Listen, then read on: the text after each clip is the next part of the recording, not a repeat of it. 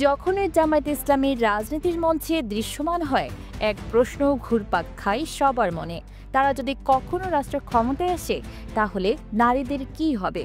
কেউ বলেন দেশটা আফগানিস্তানে পরিণত হবে, আবার কেউ বলেন পাকিস্তানের পথে হাঁটবে। এই ভয়টা বেশিরভাগ নারী অধিকার কর্মীর মধ্যেই রয়ে গেছে। তবে এক সাক্ষাৎকারে জামায়াতের আমির ডাক্তার শফিকুর রহমান এই ভয় দূর করার চেষ্টা করেছেন। একটি আন্তর্জাতিক আলোচনার প্রসঙ্গ টেনে তিনি জানান, 3 দেশের রাষ্ট্রদূতের সঙ্গে বসেছিলেন একসঙ্গে।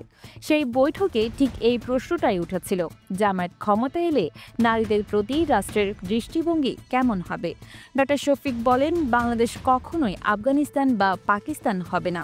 বাংলাদেশ নিজের পথেই চলবে। তার মতে জামায়াতে ইসলামী বিশ্বাস করে, পুরুষ ও নারী একসাথে মিলেই একটি পূর্ণাঙ্গ সমাজ গড়ে ওঠে। কারো একক উপস্থিতিতে নয়, বরং প্রত্যেকেই আল্লাহ প্রদত্ত মেধা, যোগ্যতা ও অবস্থান থেকে সমাজ, পরিবার ও দেশের উন্নয়নে অবদান রাখবে। তিনি আরও বলেন, গণমাধ্যমের খণ্ডচিত্র দেখে যারা আফগানিস্তান বা পাকিস্তানের চিত্র আঁকেন, তারা পুরো বাস্তবতা দেখেন না। জামায়াত যেই আদর্শে বিশ্বাস করে, সেটা মধ্যপ্রাচ্য নয়, বরং মদিনা ভিত্তিক সেই ঐতিহাসিক ইসলামী রাষ্ট্র ব্যবস্থা, যা মানবতার মুক্তির লক্ষ্যে 1500 বছর আগে গড়ে উঠেছিল।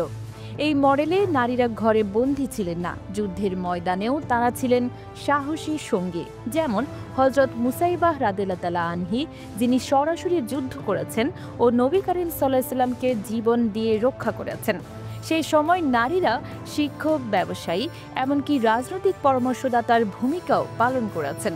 তাকে যখন প্রশ্ন করা হয়, আপনারা কি এখন 2024 সালে সেই মডেল কার্যকর করতে পারবেন, তিনি আত্মবিশ্বাসের সঙ্গে বলেন, হ্যাঁ পারব।